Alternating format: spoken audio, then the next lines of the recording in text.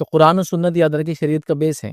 جب تک ہم قرآن کو نہیں سمجھیں گے یاد رکھیے تو پھر شریعت کو سمجھنا، اس کے اعمال کو سمجھنا، حلال حرام کو سمجھنا یہ ہمارے لیے بہت مشکل ہو جاتا ہے یاد رکھیے. تو قرآن یہ ایک بیسک چیز ہے یاد رکھیے جہاں سے اپنا ہم جو ہے سفر چالو کریں گے یاد رکھیے. لیکن بڑی افسوس کی بات ہے یاد رکھیے اللہ کی کتاب کے ساتھ ہمارا کیا معاملہ ہے. میں سمجھتا ہوں ہم کو بہت زیادہ تفصیلات میں جانے کی ضرورت نہیں ہے. ویسے دیکھا جائے تو قرآن دنیا کی وہ کتاب ہے یاد رکھیے جو سب سے زیادہ پڑھی جاتی ہے یاد رکھیے. بائبل دنیا کی وہ کتاب ہے جو سب سے زیادہ خریدی اور بیچی جاتی ہے یاد رکھیے، کیونکہ ہر بار اس کے نئے ورژنس آتے ہیں تو اس کو خریدنا اور بیچنا پڑتا ہے. سب سے زیادہ سیلنگ بک ہے وہ. لیکن سب سے زیادہ پڑھی جانے والی کتاب اللہ کا کلام قرآن ہے. لیکن یہ بات بھی اپنی جگہ بالکل طے شدہ ہے کہ یہ سب سے زیادہ پڑھی جانے والی کتاب ہے جس کو سب سے زیادہ لوگ بغیر سمجھے کے پڑھتے ہیں. تو نتیجتاً کیا ہوتا ہے کہ اس کی جو فوائد ہونا چاہیے وہ فائدے ہم کو نہیں مل پاتے یاد رکھیے. کسی کہنے والے نے ایک اچھی بات کہی تھی یاد رکھیے، میں نے ایک انٹرویو دیکھا تھا ایک نان مسلم جرنلسٹ کا. اس کا انٹرویو یہ تھا کہ اس نے مسجد، جو کوئی جامع مسجد تھی کسی شہر کی پرانی بات ہے، اور لوگ وہاں سے نکل رہے تھے مسجد میں سے. تو اس نے لوگوں کا انٹرویو لیا اور ان سے سوال کیا کہ میں نے مطلب یہ چیز پہ غور کیا اور میں دیکھ رہا تھا کہ آپ لوگ جمعہ کے لیے گئے اور بہت خاموشی کے ساتھ آپ کچھ چیزیں سن رہے تھے جس میں نہ آپ نے آواز کی، نہ رول کیا، نہ کسی نے کچھ کہا، لوگ اٹھ بھی نہیں رہے تھے اور آپ خاموشی کے ساتھ اس چیز کو سنتے رہے. اس کے بعد نماز ہوئی اور آپ باہر آ گئے. سوال میرا یہ ہے کہ جو چیز وہاں بولی گئی وہ کیا تھی جس کو آپ اتنے غور سے سماعت کر رہے تھے، مطلب سن رہے تھے؟ تو بہرحال اکثر کا جواب یہ تھا کہ کیا بولا جا رہا ہم کو تو پتہ نہیں تھا، لیکن وہ عربی میں کچھ بولا جا رہا تھا اور ہم اس کو سن رہے تھے کیونکہ ہم کو حکم ہے کہ خاموش رہنا چاہیے جمعے میں، تو ہم خاموش تھے. تو اس نے کنکلوژن یہ نکالا کہ جو مسلمان اندر گئے تھے خاموشی کے ساتھ جس چیز کو سن رہے تھے اس چیز کو سنتے ہیں، کبھی کبھار اس کو پڑھتے بھی ہو خود سے، مطلب جس کو کہتے ہیں اورلی وہ پڑھ سکتے ہیں، بائی ہارٹ ان کو یاد ہے، لیکن وہ چیز کو وہ سمجھتے نہیں ہیں رکھے جو چیز پڑھی جاتی ہے. تو بڑی افسوس کی بات ہے. یقیناً میں جانتا ہوں ہماری مادری زبان عربی نہیں ہے، تو ظاہر سی بات ہے ہم بھی قرآن کو ویسے نہیں سمجھتے، لیکن کہیں نہ کہیں ہم کو یاد رکھیے اس کے ترجمے کے ذریعے اس کو سمجھنے کی کوشش کرنا چاہیے. تو ایک اچھی چیز ہے کہ انسان قرآن کو سیدھے اس کے زبان کے ذریعے سمجھ جائے، عربی زبان میں سمجھ جائے.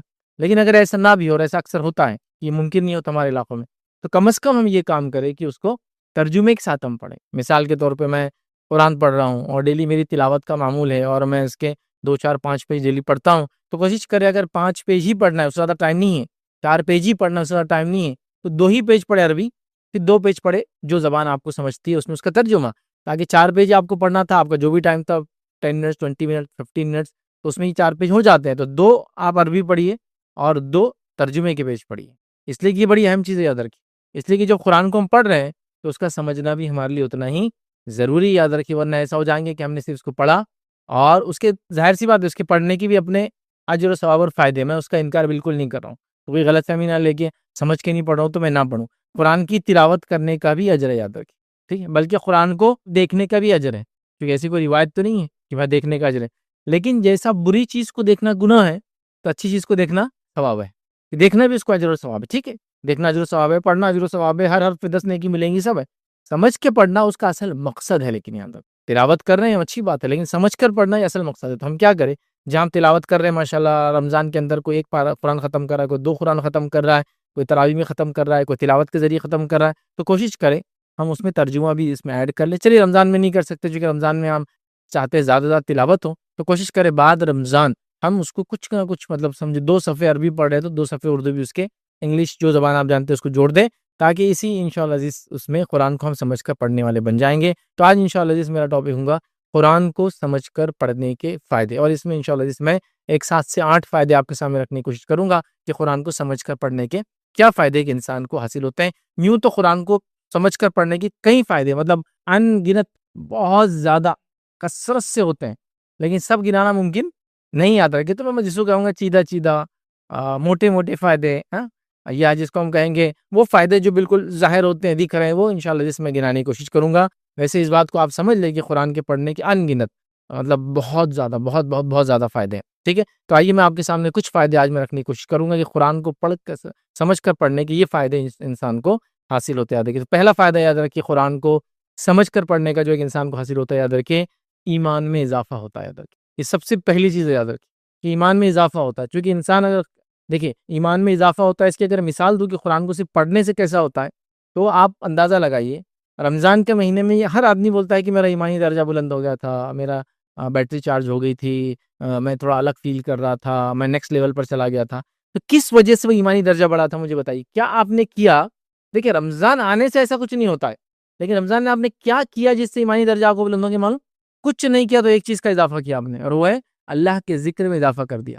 نماز پابندی سے ہو رہی ہے، رات میں تراویح ہو رہی ہے، دن میں تلاوت کر رہے ہیں، کبھی ذکر میں منہ جو ہے زبان کو تر رکھ رہے ہیں، حرام چیزوں سے بچ رہے ہیں. تو جب ہم نے ذکر میں اضافہ کیا تو ایمان میں اضافہ خود بخود ہو گیا. ہم بول رہے ہیں کہ بیٹری چارج ہو گئی. صرف ذکر کا یہ سب سے بڑا فائدہ ہوتا ہے رمضان میں کہ ہمارا ایمان بلند ہو جاتا ہے. تو قرآن یہ اللہ کے ذکر میں سب سے افضل ذکر ہے، یاد رکھیں. اس کے بعد اللہ کے رسول صلی اللہ علیہ وسلم حدیث میں بہت سارے اذکار بتائے، لیکن سب سے افضل ذکر جو ہے وہ قرآن ہے. اور نماز میں بھی جو ذکر کرتے ہیں وہ قرآن ہی پڑھتے ہیں ہم، ہے نا. میجر جو قیام میں کرے وہ یہی ہے. بعد میں رکوع سجود کے اندر آیتیں کا جو ہے دعائیں پڑھ رہے ہیں ہم، یاد رکھیں، جو نبوی ثابت ہے، لیکن مین قرآن ہی یاد رکھیں. تو قرآن کے پڑھنے کی وجہ سے کیا ہو گیا، ہمارا کیا ہوگا، ایمانی درجہ بلند ہو جاتا ہے رمضان میں. تو ویسے ہی یاد رکھیں قرآن کو اگر ہم پڑھیں گے اور سمجھ کر پڑھیں گے تو ایمان میں ہمارے اضافہ ہوتا ہے. کیونکہ قرآن میں کیا ہے، سٹوریز ہے اکثر. کون سی سٹوریز ہے؟ ایمان لانے والوں کو کیا ملا دنیا آخرت میں، اور کفر اختیار کرنے والوں کو کیا ملا دنیا آخرت میں. نیک لوگوں نے ایمان لائے تو کیا ملا ان کو دنیا اور آخرت میں، اور برے لوگوں نے جو انہوں نے ایمان کا انکار کیا دنیا میں کیا ہوا اور آخرت میں ان کے ساتھ کیا ہونے والا ہے. اچھے لوگ جو ایمان لائے ان کے ساتھ اللہ نے کیا کیا دنیا اور آخرت میں کیا کریں گا. برے لوگوں نے جو فرعون ہے، اس کی قوم ہے، فلاں ہے، انہوں نے جو کیا اس کا نتیجہ ان کو دنیا اور آخرت میں کیا ہوگا. یہی تو سب واقعات ہے. تو ایمان کیا ہوتا ہے ہمارا، بلند ہوتا ہے. تو اگر قرآن کو ہم سمجھ کر پڑھنے لگیں گے تو ایک بڑا عظیم فائدہ ہم کو ملے گا. ایمان میں بلندی اور ایمان میں اضافہ بہت پرائم چیز ہے، یاد رکھیں، بہت امپورٹنٹ چیز ہے اس کو سمجھنا کہ یہ پڑھنے سے ہی فائدہ ہوگا. آئیے اللہ رب العزت قرآن میں کیا فرماتا ہے.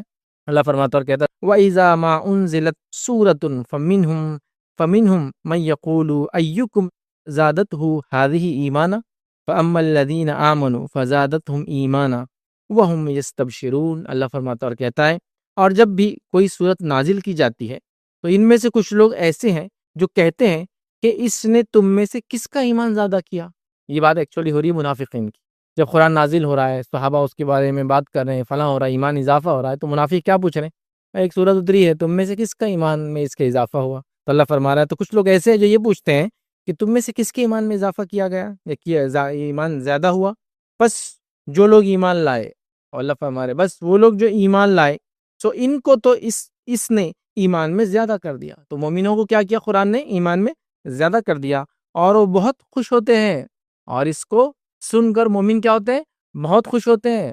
تو یہاں دیکھیے منافق پوچھ رہے ہیں کس کا ایمان بڑا، مطلب یہ طنز ایکچولی. جیسے آپ نے کوئی دوا کھائی یا کوئی چیز گئے تھے، بھائی کس نے کھائی، کس کو فائدہ ہوا اس کا، مزاق طنز ہوتا. جب قرآن اتر رہا ہے تو یہ کہہ رہے کس کے ایمان میں اضافہ ہوا، اور اللہ کہہ رہا جو ایمان والے ان کے ایمان میں اس سے اضافہ ہوا. ٹھیک ہے. تو اس سے سب سے بڑا فائدہ کیا، قرآن کو پڑھ کر اگر ہم سمجھیں گے، یاد رکھیں سمجھ کر پڑھیں گے تو ہمارے ایمان میں اضافہ ہوگا. یاد رکھیں کیونکہ اس کی جو بشارتیں ہیں، یاد رکھیں اس کی جو خوشخبریاں ہیں، یاد رکھیں وہ جو وعدے کر رہا ہے دنیا کے فائدوں کے، وہ جو وعدے کر رہا ہے آخرت کے فائدے کی، وہ جو بتا رہا ہے کہ اگر تم ایسا کرو گے دنیا کی اچھی اور بہترین زندگی جیو گے، وہ جو بتا رہا ہے کہ اگر یہ کرو گے دنیا کے ساتھ ساتھ آخرت کی زندگی تم اچھی جیو گے. تو ایمان میں اضافہ ہوتا ہے. اور یہ بات تو آپ بھی جانتے ہو، میں بھی جانتا ہوں، کلمات اثر رکھتے ہیں. یاد رکھیں اچھے اور برے دونوں کلمات، ہے نا. جیسا مثال کے طور پر آپ بہت رنجیدہ تھے، غمزدہ تھے، پریشان حال تھے، ڈپریس تھے، سٹریس تھے، اور اس میں کوئی شخص آ کے بازو بیٹھ گیا اور اس نے چند اچھے جملے آپ کے سامنے ادا کر دیے کہ بھائی چلتے رہتا، دنیا میں تو یہ سب ہوتے رہتا، چلو تھوڑا برداشت کر لو، صبر کر لو، آگے بڑھو. آپ بولتے بہت اچھی فیلنگ آ گئی، اس کے اچھے اچھی بات. اب آپ بہت خوش مزاج میں ابھی ایک دم بالکل جس کو بولیں گے نا ایک دم اچھے مزاج میں خوش ہے، گھر سے باہر نکلے اور ایک بچے نے آپ کو گالی دے دی. کیسا دماغ آپ کا اچانک. تو اس کے برے جملے نے، برے لفظ نے آپ کا ذہن خراب کر دیا، اور ایک آدمی کے اچھے الفاظ نے آپ کے ڈپریشن کو، آپ کے اسٹریس کو دور کر دیا. تو اللہ کا کلام بھی ایسا ہی اثر رکھتا ہے زبردست ایک انسان کے اوپر. جب ایک مومن اس کو سنتا ہے یا جب ایک انسان اس کو سنتا ہے، وہ سب پہ ویسے تو اثر کرتا ہے. یاد رکھیں مومنوں پہ اور زیادہ فائدہ دیتا ہے، لیکن اثر سب پہ ہوتا ہے، اس کا امپیکٹ سب پر ہے. تو کیا ہوتا ہے، ایمان مومنوں کی اضافہ ہوتا ہے.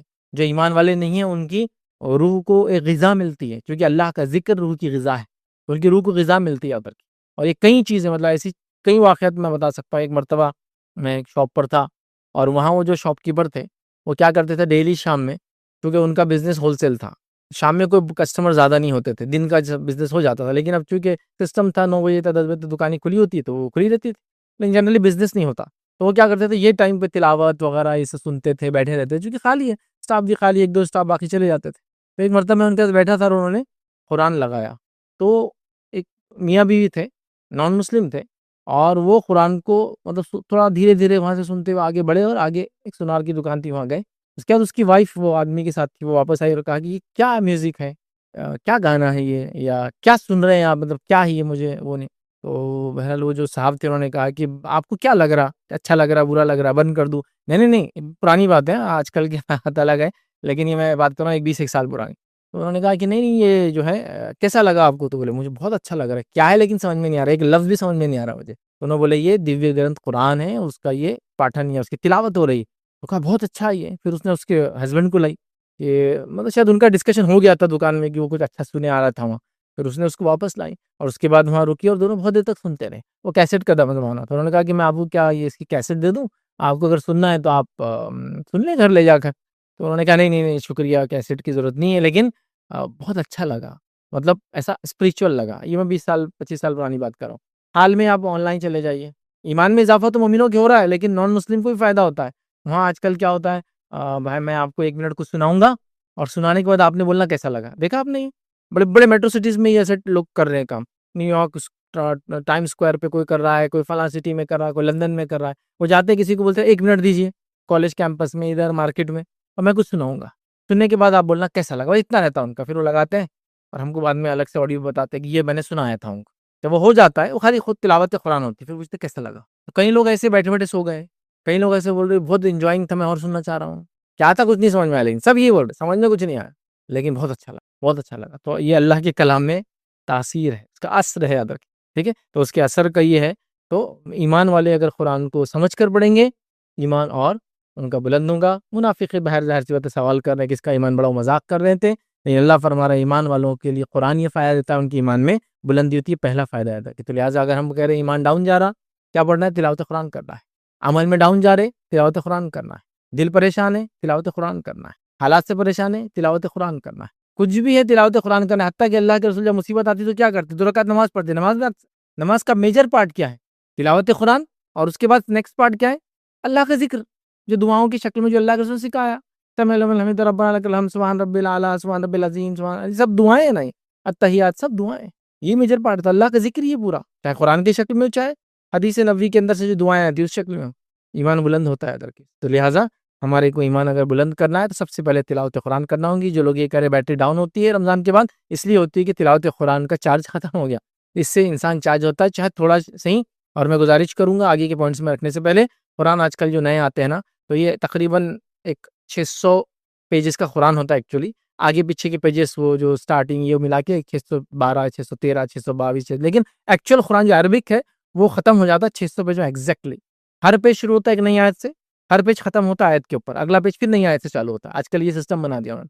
تو 600 پیج ٹوٹل ہے، 600 پیجز. اب 600 پیجز کا اگر قرآن ہے تو آپ ایٹ لیسٹ 2 روز پڑھنا چالو کر دیں اس page, 2 page, page number 1 page number 2. اگر آپ ایسا شروع کر دیں 20 پیج میں ایک پارا ختم ہو جاتا ہے ادھر کی. ٹھیک، 20 پیج میں ایک پارا ختم ہو جاتا ہے. کتنے پارے ہیں قرآن میں؟ 30 پارے. تو آپ ایسا کر کے اگر 2 پیج پڑھنے لگیں گے اور 2 پیج کا ترجمہ، تو ہارڈلی 2 پیج کی تلاوت کو 7 منٹ لگتے ہیں، مشکل سے 5 سے 7 منٹ. بہت اچھے سے پڑھا کوئی آدمی تو بہت رک رک کے پڑھا تو 10 منٹ. اور اس کے ترجمے کو 5 منٹ. آپ جو بھی زبان پڑھتے ہیں، اردو، انگلش وغیرہ، جو ہندی مراٹھی، اتنا ٹائم لگے 15 منٹس میں ہو جا رہا ہے، لیکن آپ کا ایک ایمانی درجہ بلند ہو جاتا ہے. آئیے دوسری چیز یاد ہے کہ جس کے قرآن کے پڑھنے سے جو ہم کو فائدہ ملتا ہے سمجھ کے پڑھنے سے، دوسرا فائدہ یاد رکھیے، وہ یہ ہے، یاد رکھیے سمجھ کے نہ بھی پڑھے تو تلاوت کا ثواب مل رہا ہے آپ کو، دل کو سکون مل رہا ہے، سب ہو رہا ہے، لیکن سمجھ کر پڑھنے کے فائدے ہم دیکھ رہے ہیں. دوسرا فائدہ ملتا ہے، یاد رکھیے اللہ پر توکل میں اضافہ ہوتا ہے. اللہ پر توکل میں اضافہ ہوتا ہے.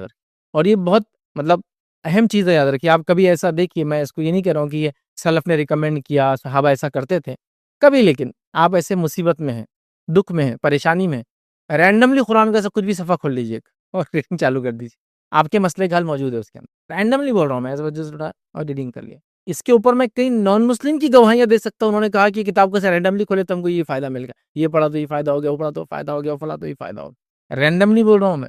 جب ان کو اتنا فائدہ ہو رہا تو مومن کے توکل میں اضافہ کیوں نہیں ہوگا؟ جب اللہ کا کلام پڑھ رہا ہے، اس اعتماد، اس یقین اور اس ایمان کے ساتھ پڑھ رہا ہے.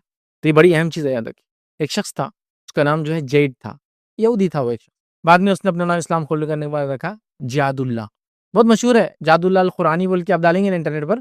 تو ایک جیو تھا وہ، اور اس نے ایک انسان نے جو ترک نسل کا تھا، مسلمان تھا، شاید ابراہیم اس کا نام تھا، اس نے اس شخص کو بچپن سے، جب بچہ تھا، جب سے اس کو کچھ چیزیں دیتی رہی، قرآن سناتے رہا. جب بھی وہ مصیبت میں آتا، ایک کتاب کھول کے وہ ایسا کوئی بھی پیج کھولتا اور اس کا مسئلے کا حل نکل جاتا. تو ابراہیم صاحب دنیا سے چلے گئے. تو ایک بار یاد آیا دکان پہ کہ بھائی میرے کو ایک مسئلہ آ گیا، وہ کہاں ہے شیخ جو میرے کو ایک کتاب کھولتے تھے میرا مسئلہ حل ہو جاتا تھا. تو لوگوں نے کہا کہ وہ تو نہیں ہے، لیکن وصیت کر کے گئے تھے کہ تم آئے تو یہ کتاب تم کو دے دینا. تو کہا اچھا اب یہ کتاب میری ہو جائیں گی. ہاں یہ اب تمہاری ہوگی. بولے اب تم مسئلے کا حل نکال لو اس کا. اب اس نے کتاب لیا، لیکن کتاب عربی میں. پرانی بات ہے یہ، سیکنڈ ورلڈ وار کے ٹائم کی. تو عربی میں اب کیسا کروں میں اس کو، عربی کتاب کو کیسا میں پڑھوں گا؟ تو اس نے اپنے دوست کے پاس گیا، بولا کہ میرے کو کیا کرو، میرا مسئلہ آتا تھا نا تو میں جاتا تھا ان کے ابراہیم صاحب کے، جنہوں کھولتے تھے میرے مسئلے کا حل نکل جاتا تھا. اب تم کیا کرو، مجھے کھول کے سمجھاؤ میرے کو کیا ابھی. چونکہ میرے کو عربی نہیں آتی، اب وہ شیخ صاحب وہ نہیں موجود ہے، تو یہ اس کو ترجمہ کر کے سمجھاتا تھا کہ اب یہ کیا نکلا. تو ایک نان مسلم اپنے مسئلے کا حل نکالا. اس کے بعد اس نے اسلام قبول کیا اس شخص نے. اور ایسا کہا جاتا ہے، یاد رکھیے، کہ ان کے ہاتھ پہ بہت کثیر تعداد میں، کچھ نے تو کہا کہ 1 ملین 10 لاکھ کے قریب لوگ ایمان لائے اس شخص کے ہاتھ. کس کی محنت کے نتیجے میں؟ ابراہیم صاحب، جو کہ ایک ترک نسل کے آدمی تھے. انہوں نے اس بچہ تھا، اور اس کو ایک لمبا واقعہ کہ بچپن میں چوری کرتے پکڑا گیا، اور اس زمانے میں بچے بھی اگر چوری کرتے سزا تھی ان کو، لیکن ابراہیم صاحب نے اس کو معاف کر دیا اور بولا اگلی بار چاکلیٹ چاہیے تو مانگ لینا میرے سے. آپ مان لو پہلے کے خواتین ایسی تھے، 14 15 سال 13 سال کے بچوں کو سزائے موت ہوئی معلوم آپ کو. دیکھیے آپ تاریخ اٹھا کے امریکہ کے اندر ایسی سزائے موت دی کر دے کے مارا گیا، زہر دے کے مارا گیا. کیونکہ اس زمانے جوئنل کورٹس اور جسٹس نہیں تھی اس زمانے میں. تب وہ چوری کرے لیکن پھر بھی چھوڑ دیا، اس لیے کہ بولے یہ چاکلیٹ دے دو اس کو ایک، اور بعد جو بھی مسئلہ رہا میرے پاس حل نکالوں گا. تو اس سے توکل میں اضافہ ہوتا ہے. اللہ کی کتاب پڑھنے سے یقین ڈیولپ ہوتا ہے، بھروسہ بنتا ہے، توکل ہوتا ہے. یاد رکھیے مصیبت میں یہ چیز کام آتی، مسائل کے حل نکل جاتے، بڑے اس کے فائدے. یاد رکھیے اللہ سبحانہ وتعالیٰ دیکھیے کیا فرماتا ہے قرآن کے اندر. سورہ انفال سورہ نمبر 8 آیت نمبر 2 میں اللہ فرماتا ہے، کہتا ہے انما المؤمنون الذين اذا ذكر الله وجلت قلوبهم واذا تليت عليهم آیاته زادتهم ایمانا وعلى ربهم يتوکلون. اللہ فرماتا ہے، کہتا ہے اصل مومن تو وہی ہے کہ جب اللہ کا ذکر کیا جائے تو ان کے دل ڈر جاتے ہیں. اللہ بھی ہمارا خشیت نہیں، آگے پوائنٹ آئیں گا یہ بھی. ان کے دل ڈر جاتے ہیں، اور جب ان پر اس کی آیت پڑھی جاتی ہے، ٹھیک ہے، تو ان کا ایمان بڑھ جاتا ہے، اور وہ اپنے رب پر ہی بھروسہ رکھتے ہیں. ان کا ایمان بڑھ جاتا ہے اور اپنے رب پر ہی بھروسہ رکھتے ہیں. پھر وہ ایمان بڑھنے کے نتیجے میں توکل بھی بڑھ جاتا ہے ان کا، اور رب پہ بھروسہ کرتے ہیں. نبی اکرم صلی اللہ علیہ وسلم کو یہودی چیلنج کر رہے ہیں، نصرانی چیلنج کر رہے ہیں، مشرکین چیلنج کر رہے ہیں، اور قرآن آیتیں نازل ہو رہی ہے، صحابہ کا ایمان بھی بلند ہو رہا ہے، توکل بھی ہو رہا ہے. اب وہ نہ جان کی سوچ رہے ہیں، نہ مال کی سوچ رہے ہیں، نہ کوئی چیز سوچ رہے ہیں. زمین چھوڑنے کا حکم آ رہا، زمین چھوڑ کے چلے گئے. گھر چھوڑنے کا حکم آ رہا، گھر چھوڑ دی. جان دینے کا حکم آ رہا، جان دے دی. مال دینے کا حکم آ رہا، مال دے دی. توکل اللہ پر کہ اللہ اس کے بدلے دینے والا ہے، دنیا میں عطا کریں گے انشاءاللہ، اور نہیں تو آخرت میں تو بدلہ ہے ہی اس کا. تو کیا ہوتا ہے؟ توکل میں اضافہ ہوتا ہے. آج ہمارے پاس یاد رکھیے ہم دنیا میں اسباب ڈھونڈ رہے ہیں اور اس پہ توکل کر رہے ہیں. جیسا کہ اگر میرا گھر RCC کا بن گیا، اس کے اندر فلاں فلاں ٹائپ کے میں نے کالم ڈال دیا، فلاں فلاں ٹائپس کی بیم ڈال دیا، تو ارتھ کوئک ریزسٹنٹ گھر بن گیا میرا، تو اب میں بہت محفوظ ہوں. پتہ چلا زلزلہ آیا، سب گھر بچ گئے، ہوئے گھر گر گیا. زلزلے جب آتے ہیں تو اپنے ٹارگٹ آڈینس کو لے کر آتے ہیں اپنے پاس ساتھ ہو، کہ یہ ٹارگٹ ہے، ان کو سزا ہے یا ان کو سزا ہے. وہ ٹارگٹ ہے، اس میں بلڈنگ کے کتنے بھی اچھے ہونے سے سیفٹی نہیں ہے. یاد رکھیں کیونکہ اللہ کی طرف سے وہ جب آ رہے ٹارگٹ کر کے آ رہے کس کے لیے آ رہے، تو وہاں آپ کچھ نہیں ہو سکتا. احتیاط کرنا انسان کا کام ہے، وہ ایک الگ چیز ہے مجھے بولنا ہے. لیکن پتہ چلا وہی بلڈنگ گر گئی جس کو وہ کیا، تو باقی بچ گئی، کیونکہ ٹارگٹ وہ تھا. تو ہم بلڈنگ پہ اعتماد کر لیے. بھائی میری گاڑی میں تو کیا ہے، اب کتنا ہی بھگاؤ 6 ایئر بیگز ہے، ماروں گا نہیں میں. پتہ چلا سب بچ گئے، جس کو سب سے زیادہ اعتماد تھا، سب سے زیادہ ایئر بیگ نہیں تھا، ایئر بیگ سے ہی مر گیا. ہوتا میں ہی نہیں کہہ رہا توکل. آپ توکل کا معنی یہ ہے کہ چیزوں پہ توکل نہیں کرنا ہے، اسباب کو اختیار کرنا ہے، توکل اللہ پہ کرنا ہے. اسباب اختیار کرنے سے منع نہیں ہے. اچھی گاڑی لینا، ایئر بیگ والی گاڑی لیجیے، آپ گھر بنائیے، ارتھ کوئک ریزسٹنس بنائیے، سب کیجیے، لیکن آپ اس پہ اعتماد نہیں کریں گے کہ میری گاڑی تو 5 اسٹار ریٹنگ ہے تو میں ٹھوک سکتا ہوں اس کو لے جا کے. نہیں، اعتماد نہیں. توکل اللہ پہ کہ میں کوشش کروں گا، نتیجہ اللہ کے ہاتھ میں ہے. جو نا میں نے کوشش کی کہ اچھی گاڑی لوں، فلاں لوں، یہ لوں، یہ لوں، ٹھیک ہے. تو ہمارا توکل میں اضافہ ہوتا ہے جب ہم کیا کرتے ہیں، ہم جو ہے قرآن کی تلاوت کرتے ہیں. ٹھیک ہے. تیسری چیز یاد رکھیے قرآن کو پڑھنے کا جو فائدہ ہوتا ہے وہ کیا ہے، یاد رکھیے. تیسرا فائدہ سمجھ کر پڑھنے کا جو فائدہ ہوتا ہے، یاد رکھیے وہ یہ اعمال صالحہ میں اضافہ ہوتا ہے. یاد رکھیے انسان کے نیک اعمال میں وہ اضافہ کرتا ہے، اور یہ تو ایک دم نیچرل چیز ہے، اس کو بہت زیادہ ایکسپلینیشن کی ضرورت نہیں ہے. جب قرآن کو سمجھ کے پڑھیں گے تو قرآن کہہ رہا ہے یہ کرو، یہ مت کرو، تو جو کرو کہہ رہا ہے ہم لوگ کریں گے، اعمال صالحہ میں اضافہ ہوگا، نیک اعمال میں اضافہ ہوگا. لیکن اب پرابلم یہ ہے کہ ہم سمجھیں گے نہیں تو پھر یہ معاملہ حل ہونے والا نہیں نا. مطلب ہم سمجھ نہیں رہے، پڑھ نہیں رہے، اس کا ترجمہ ہم نہیں جان رہے، کیونکہ عربی تو جنرلی ہم لوگوں کو نہیں آتی ہے. سمجھیں گے تو پھر کیا ہوگا، اعمال صالحہ میں اضافہ ہم کرنا شروع کر دیتے.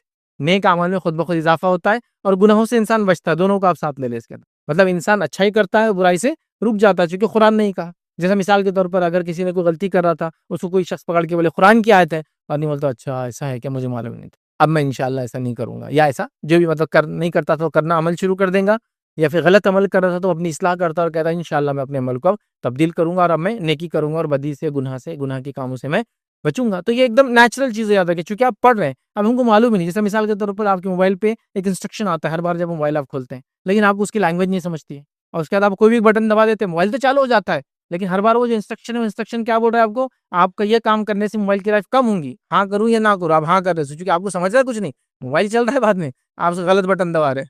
سمجھ؟ تو یہ آپ کو جاننا ضروری ہے. تو آپ جب پڑھیں گے اور سمجھ کے پڑھیں گے تو جب سمجھیں گے اچھا میں جو یہ کام کر رہا ہوں یہ ایسا ہے. ورنہ کبھی کبھار ایسا ہوگا قرآن کی تلاوت تو ہم کریں گے اور قرآن ہماری خلاف بات کر رہا ہوں گا. قرآن کہہ رہا جھوٹ مت بولو اور میں جھوٹ بول رہا ہوں اور پڑھ بھی رہا ہوں قرآن، تو میرے خلاف قرآن بات کر رہا ہے ایکچولی.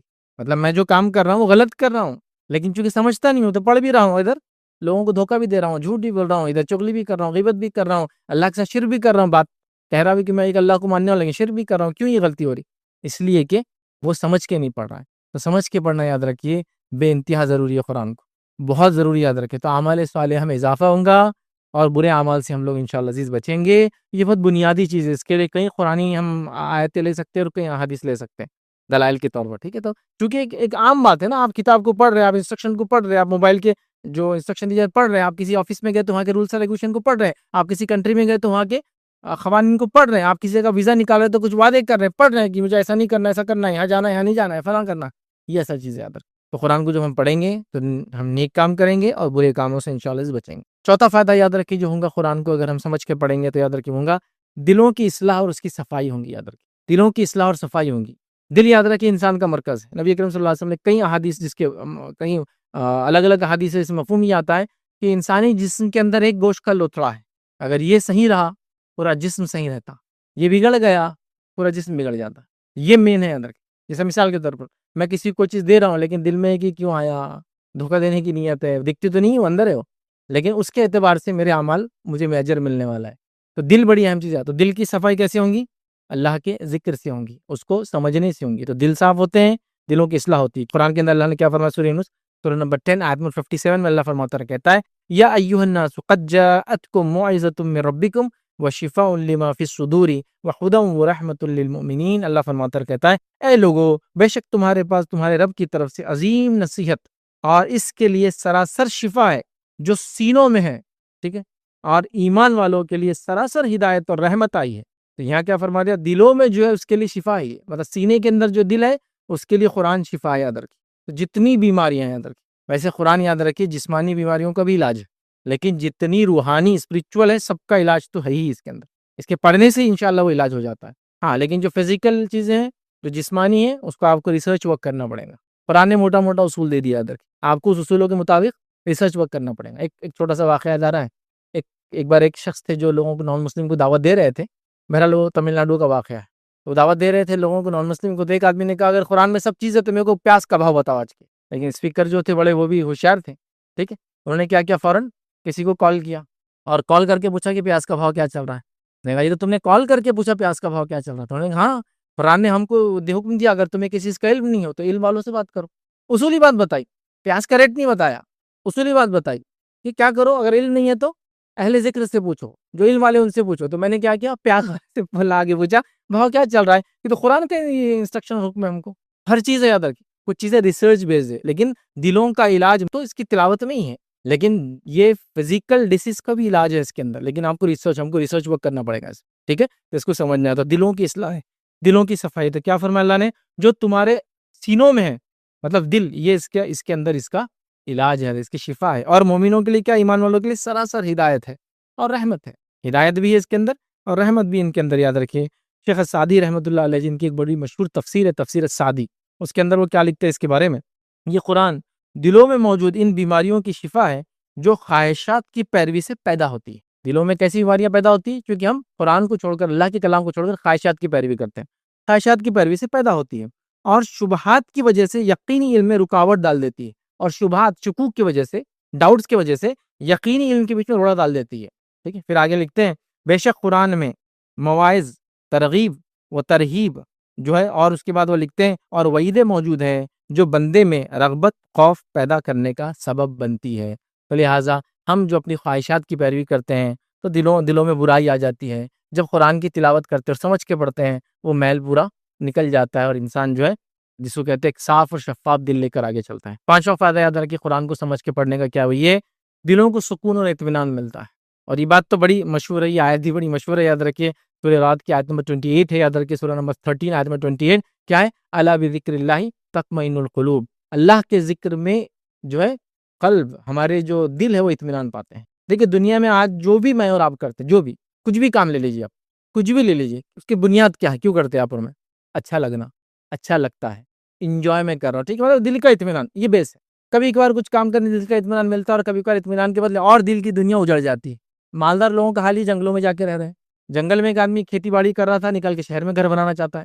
شہر میں جس نے سب سے بڑا گھر بنا لیا، بول رہا ہمیں تو جنگل کی لائف جینا ہے، وہ جا کے ایک ایسے گھر میں رہ رہا ہے جو بولے ٹری ہاؤس ہے۔ بھائی تمہارا تو بنگلہ ہے نا شہر میں، تو ٹری ہاؤس میں کیوں رہنا ہے؟ دل مطمئن نہیں ہے لوگوں کی، دلوں میں اطمینان نہیں، یاد رکھیے بہت بیسک چیز ہے، یہ غائب ہو جائیں گی تو مال، دولت، اولاد، خوبصورتی، ڈگری، مرتبہ، مقام، پوزیشنز کچھ فائدہ نہیں دیں گی، آدمی ہمیشہ وہ رہتا۔ اور اکثر نان مسلم کے اسپیشلی فرسٹ ورلڈ کنٹریز کے جتنے لوگ ہیں جو اسلام میں آتے ہیں نا، ان کی واحد وجہ جو سب سے پہلی بتاتے، سب کچھ ہونے کے باوجود بھی دل مطمئن نہیں تھا، میں پریشان تھا، تو میں نے اسپرچل ریسرچ چالو کیا، پہلے بدھزم پڑھا اور یہ پڑھا، مطلب سب پڑھ لیتے ہیں وہ لوگ، پڑھنے نکلے میں تو آگے ہوتے ہیں نا، تو پڑھ کے بڑا فائدہ ہوتا، سب پڑھ لیا میں نے، میرے کو اطمینان نہیں ملا۔ پھر میں نے سوچا کہ اب کیا باقی رہ گیا، تو کسی نے بتایا کہ بھائی اسلام باقی ہے، ارے یہ تو ٹیررسٹ کا دین ہے، یہ تو سارے آتنکوادیوں کا دھرم ہے، یہ کیا دیکھ چلو یہ بھی دیکھ سب پڑھ لیے نا، بدھزم پڑھ لی، یہ پڑھ لیا، چلو دیکھ لیتے ہیں، دیکھ لیا، پڑھ لیا، اطمینان آ گیا، سکون مل گیا، روح نے ان کو مطلب ایک میسج پاس کی، خوشی ہونا چالو ہو گئی۔ ہاں تو یہ بڑی اہم چیز ہے، یاد رکھیے۔ تو الا بذکر اللہ تطمئن القلوب، کہ اللہ کے ذکر میں دل اطمینان پاتے ہیں، اس چیز کو ہم یاد رکھیں۔ تو ہمیں کیا کرنا ہے؟ تلاوت قرآن کرنا ہے، لیکن ساتھ میں کوشش کرنا ہے جو ہمارا مین ٹاپک ہے سمجھ کر پڑھنا ہے، تو کتنا اور اطمینان بڑھ جائیں گے نا لیول۔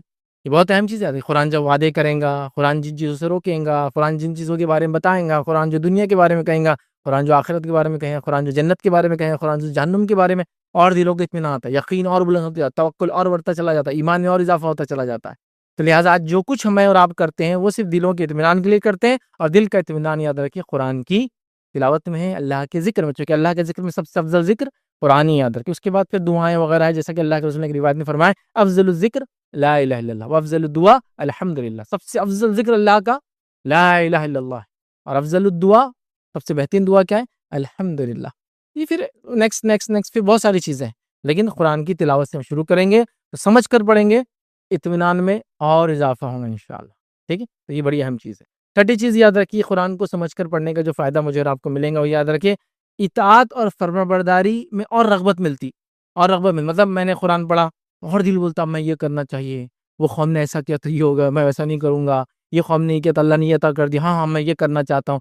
اطاعت اور فرمانبرداری میں انسان کی رغبت اور بڑھتی ہے، یاد رکھیے۔ جیسا ایک انسان قرآن کی تلاوت کرتا ہے اور اس کو سمجھ کے پڑھتا ہے، اس کی زندگی الگ ہوگی اس انسان کے مقابلے میں جو تلاوت تو کرتا ہے لیکن سمجھ کے نہیں پڑتا ہے۔ اگر اس کی مثال دیکھنا ہے تو کوئی برائی نہیں کسی جماعت کے خلاف، کسی شخصیت کے خلاف، لیکن اس کو آزما لو آپ مثال کے طور پہ شہر چھوڑ دو، گاؤں میں چلے جاؤ، جہالت عام ہے، ان جاہلوں میں آپ کو ایک انسان ایسا ملے گا، حالانکہ وہ لوگ بھی ٹوپی کرتا وغیرہ سب پہنے ہوئے ہیں، لیکن آپ دیکھیں گے جہالت پھر بھی عام ہے، لیکن ان میں ایک شخص آپ کو ملے گا جو تھوڑا سب سے ہٹ کر ہی رہیں گا، آپ بولیں گے اس کا گھر ہٹ کر، اس کے بچے ہٹ کر، اس کی تعلیم ہٹ کر، اس کی تربیت ہٹ کر، اس کی بات ہٹ کر، اس کے وعدے ہٹ کر، ہاں اس کی سچائی ہٹ کر، تو سب تعریف کرتے بہت سچے فلائیں فلائیں، کیسے ہوا؟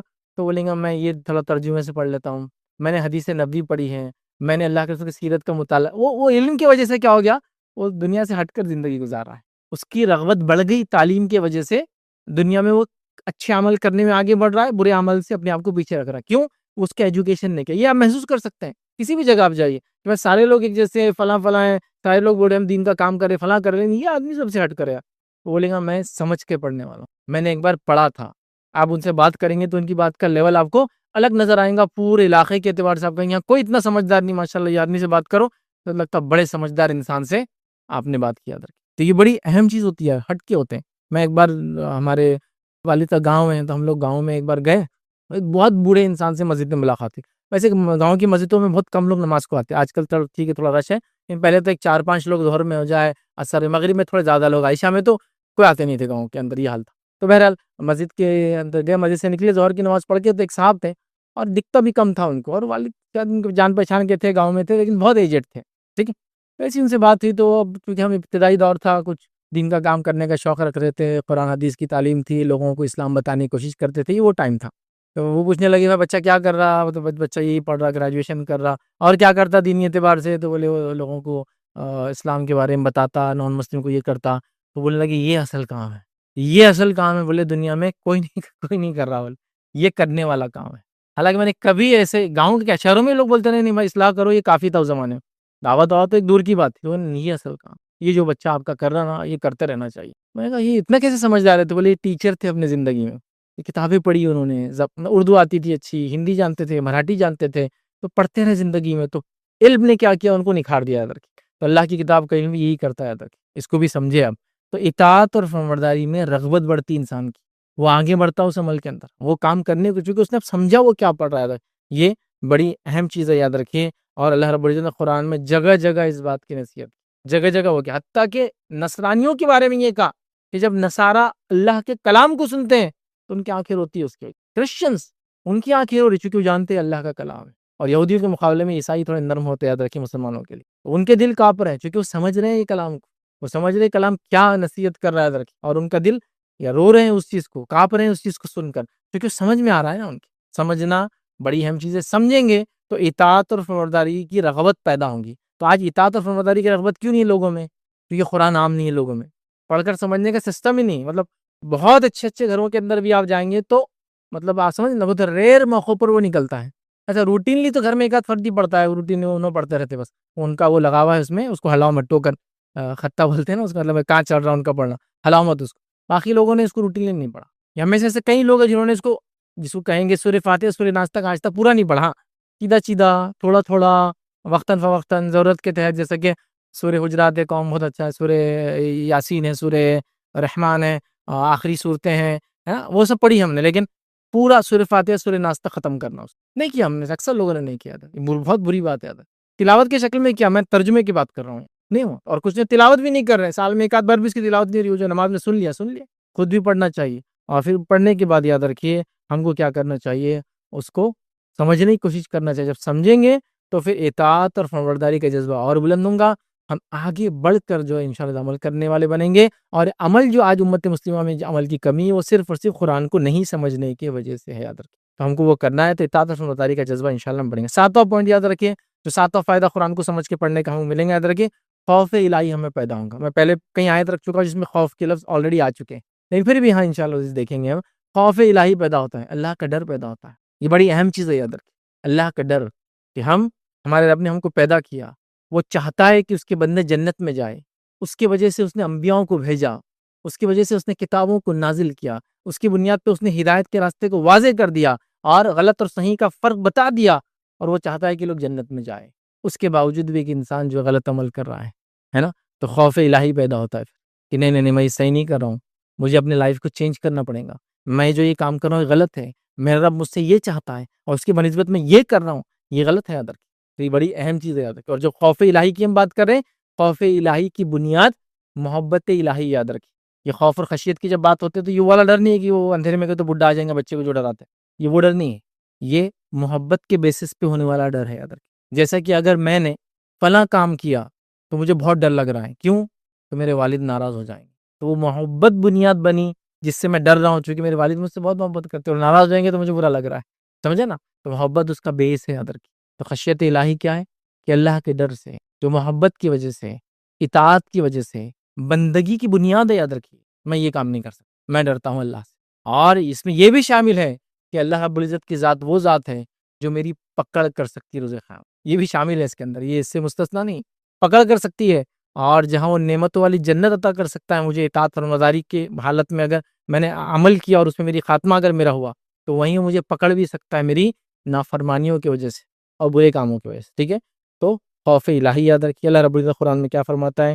اللہ فرماتا ہے اور کہتا ہے، سورہ حشر اس کی آیت نمبر 21 میں اللہ فرماتا ہے اور کہتا ہے، اللہ فرماتا ہے لو انزلنا هذا القرآن على جبل لرأيته خاشعا متصدعا من خشیت اللہ وتلک الامثال نضربها للناس لعلهم يتفکرون. اللہ فرماتا ہے اور کہتا ہے اگر ہم اس قرآن کو کسی پہاڑ پر اتارتے تو یقیناً تو اس سے اللہ کے ڈر سے جو ہے پست ہونے والا، ٹکڑے ٹکڑے یا ریزہ ریزہ ہونے والا دیکھتا. اور یہ مثالیں ہم انہی لوگوں کے لیے بیان کرتے ہیں تاکہ وہ غور اور فکر کرے. یاد رکھیں تو یہاں اللہ فرما رہا ہے کہ اگر تو دیکھتا ہم قرآن کو پہاڑ پہ اتارتے تو اس کے بوجھ سے وہ ریزہ ریزہ ہو جاتا. ٹھیک ہے. اس کے تعلق سے ابن عاشور رحمۃ اللہ علیہ لکھتے ہیں، فرماتے ہیں اگر قرآن کا مخاطب کوئی پہاڑ ہوتا کا معنی کیا ہے، اور وہ پہاڑ خطاب کو سمجھ سکتا تو وہ قرآن کی خطاب سے اس طرح متاثر ہوتا کہ یہ اثر اللہ کے خوف سے پیدا ہوتا اور وہ خشیت قرآن کی معنی کے ذریعے اس میں اثر ڈالتی. مطلب وہ معنی کو سمجھتا تو وہ ریزہ ریزہ ہو جاتا، اور وہ اس وجہ سے ریزہ ریزہ ہوتا کہ وہ سمجھ رہا تھا کہ اس سے کیا خطاب قرآن کر رہا ہے. تو لہٰذا ایک مومن کو بھی چاہیے کہ قرآن کے خطاب کو وہ سمجھے، تو اس کے دل میں خوف پیدا ہوگا، پھر وہ عمل کی طرف راغب ہوگا، وہ نیکیوں کو بڑھ چڑھ کے کرے گا، وہ گناہوں سے اپنے آپ کو بچانے کی کوشش کرے گا، وہ اچھائی کا لوگوں کو حکم دینے والا بنے گا، وہ برائی سے لوگوں کو خود کو روکنے والا اور لوگوں کو روکنے والا بنے گا، یا رکنے والا اور روکنے والا بنے گا. تو یہ بڑی اہم چیز ہے، یاد رکھیں. تو قرآن کو سمجھ کر پڑھنے سے یہ فائدہ ہم کو ملے گا کہ ہمارے دل میں اللہ کا ڈر پیدا ہوگا، اور جو لوگ اللہ سے ڈرے ان کو دنیا اور آخرت میں کیا ملا وہ نعمتیں آپ دیکھیں گے.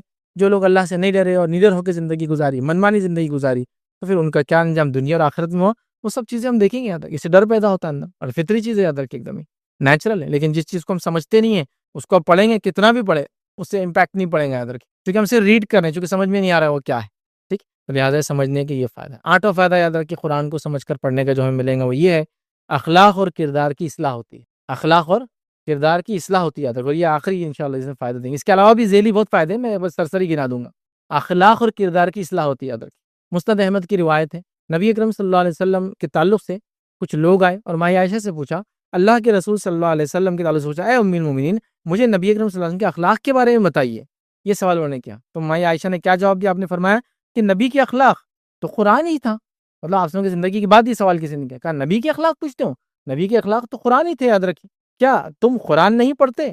اللہ عز و جل فرماتا ہے، پھر انہوں نے سوال کیا، کیا تم قرآن نہیں پڑھتے؟ اللہ عز و جل فرماتا ہے وَإِنَّكَ لَعَلَىٰ خُلُقٍ عَظِيمٍ. اللہ نے فرمایا اور بلا شبہ البتہ آپ خلق عظیم پر فائز ہیں، مطلب اخلاق کے سب سے بلند مرتبے پر آپ فائز ہیں. کون فائز ہے؟ نبی کرم صلی اللہ علیہ وسلم. جب سوال ہوا کہ نبی کی زندگی کیا تھی، آپ کے اخلاق کیسے تھے، ماں عائشہ کیا جواب دے رہی؟ آپ کی زندگی قرآن تھی. کیا تم نے قرآن نہیں پڑھا؟ قرآن نے خود گواہی دی نبی کے اخلاق کی کہ آپ سب سے بلند درجے فائز ہیں. تو نبی کے اخلاق کے تعلق سے پوچھا گیا تو آپ نے کہا قرآن. اس سے پتہ چلا اگر ہم قرآن پڑھیں گے تو اخلاق اور کردار کی اصلاح ہوتی ہے. یاد رکھیں، اور سمجھ کے پڑھنا یہاں سے یاد ہے. تو اخلاق اور کردار کی کیسی اصلاح ہوں گی؟ اب میں آپ کو کیا بتاؤں. دنیا کہہ رہی ہے بہت ساری چیزیں بد اخلاقیاں ہیں، شریعت تو کہہ ہی رہی ہے جھوٹ بولنا بد اخلاقی ہے، گناہ تو بہت بڑا گناہ ہے لیکن بد اخلاقی ہے. اس سے انسان کا کریڈٹ ختم ہو جاتا، اس کی حیثیت ختم ہو جاتی، لوگ اس کو جھوٹا بولتے ہیں، اس پہ کوئی اعتماد نہیں کرتا. ایسے سماج پہ کوئی اعتماد نہیں کرتا جو جھوٹ بولتا ہے. کسی کی پیٹھ پیچھے بات کرنا قرآن حرام قرار دیتا ہے، اسلام حرام قرار دیتا ہے. دنیا کے لیے پیٹھ پیچھے بات کرنے سے کریڈٹ خراب ہوتا ہے، لوگوں میں آپ کی برائیاں عام ہو جاتی ہے، لوگ آپ کو جو ہے نیچا سمجھنے لگتے ہیں. اس کو جب معلوم ہو جاتا ہے اس شخص کو تو وہ آپ سے بدلہ لینے کی بھاونا رکھتا ہے نا. یہ سب دنیا کہہ رہی ہے، اس کا نقصان ہے، ہم نے نہیں کرنا چاہیے. بزنس اچھا کرنا ہے تو سچ بولو، آپس میں کتنا بھی جھوٹ بولو لیکن بزنس دھندے میں مت بولو جھوٹ. کیوں؟ تو سچ بولو گے تو بزنس اچھا چلتا ہے. تو انہوں نے دنیا کے فائدوں کے لیے یہ کر رہے ہیں، لیکن شریعت تو یہ کہہ رہی ہے نا. تو آپ سے لوگوں کے اخلاق کے بارے میں پوچھا گیا، آپ میں عائشہ کہہ رہی ہے آپ کیا قرآن نہیں پڑھا تم نے؟ قرآن ہی نبی کرم صلی اللہ علیہ وسلم کے اخلاق تھے. یاد رکھیں، تو لہٰذا اگر ہم قرآن پڑھیں گے، سمجھ کر پڑھیں گے تو اخلاق اور کردار کی زبردست اصلاح ہوں گی اور ہم وہ مومن بنیں گے جو شریعت چاہتی ہے. یاد رکھیں، یہ بڑی اہم چیز ہے. یاد رکھیں، یہ بڑی اہم چیز ہے.